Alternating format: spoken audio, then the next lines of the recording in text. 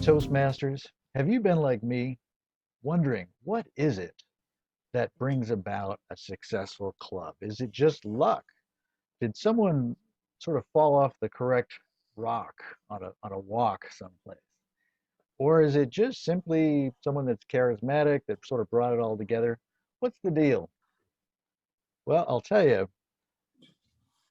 I think it actually is beyond just luck, but there are some things in place, specifically systems in place that allow for a club to take that next step in thriving. Fellow Toastmasters, I had a chance to participate in the Pathways Mentor Program and still am. Matter of fact, some of you may know that I'm also the Division H Pathways proponent, which is basically that I help out 26 clubs in our district with pathways support as they need it.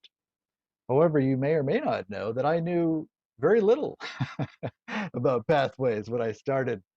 I simply asked the chair at the time, well, I put out some creative ideas about pathways and about pathways learning, just put them out and expected, well, thanks for your input and let's call it good. Next thing you know, my chairperson, Gwendolyn, asked me, would you like to be a pathways proponent for an entire division? I thought, oh my goodness, okay, well, I just started in pathways. And I would say within this Toastmasters learning module, or model, I should say, of do, learn, teach. It is exemplary of this. And it is going to be my assertion throughout this speech to say that it is a combination of the do, learn, teach model with the Pathways Mentor program that could be extremely auspicious for a thriving club. The first stage, do. Again, I had no knowledge. As a matter of fact, there were many nights, late at night, I said, Gwendolyn, what have you done to me? Have you forsaken me? What is going on? I remember my first email. I was given an email address where I could somehow email the entire district. I don't even know what it was. And I got exactly 0 responses. And I said, okay, we have some work to do. But eventually, I was able to get some questions together. And then I think we start taking that second step, which is learn.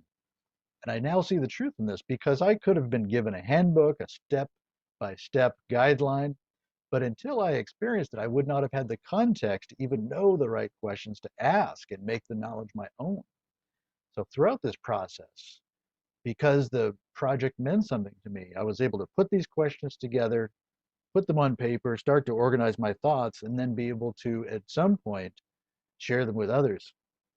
And that brings us to the final aspect, which the model itself in Toastmasters is do, meaning just start doing it, learn, go through that process, and then teach. And I think this relates directly to mentoring.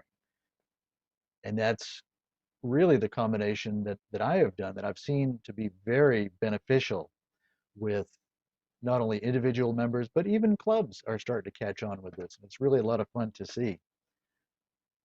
And I really think that it's a virtuous combination, which leads to a virtuous cycle. Because really what's happening is the do part, I think really what it does is it provides context and motivated learning. If there is a goal, maybe some of you can relate to this, that you've said to yourself, wow, I think this is something I care about, but isn't it odd that I'm not really doing much with it? What's the problem? I would say that a person in that situation, I've been there, maybe some of you have been, the goal has not been contextualized, it hasn't been motivated individually. And I think that's the beauty of this do, learn, teach model. Then the learn part, at that point, you learn the relevant questions that actually mean something to you.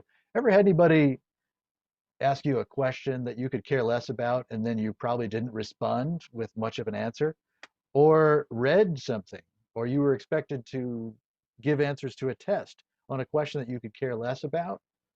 That's the problem when you skip the context end of things. And I think that's the genius in Toastmasters is the do part, which then allows us to ask the right questions at the right time so that we can learn And then with this work in Toastmasters, we have a virtue, it's called service. And what that means, in my opinion, is that that is action towards something that you care about.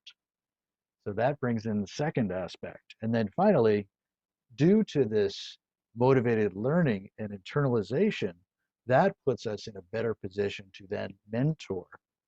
What's so interesting about this is that I learned not only about pathways, but I just learned how to integrate that with everything else I knew in Toastmasters. And I truly think that that makes me a better mentor. Now, as you, fellow Toastmasters, might be thinking about the Toastmasters Mentor Program, I want to invite you that you don't have to take the path that I did. It really is geared towards the individual.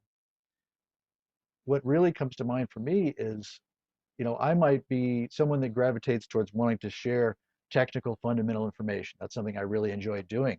I've met others that are very into teaching in such a way that it is helping them through emotional issues that they need to get through. That's so fascinating. That's something I would need to learn a little bit more about. But yet they do this with ease. They've thought about it. They've worked through it. They are now mentoring in this fashion. Fellow Toastmasters, I hope I've at least opened up with this question mark to say, A, maybe I will consider the Pathways Mentor Program, and B, could this potentially help our. With that, I leave you with this learning model of do, learn, mentor, go, enjoy, thrive.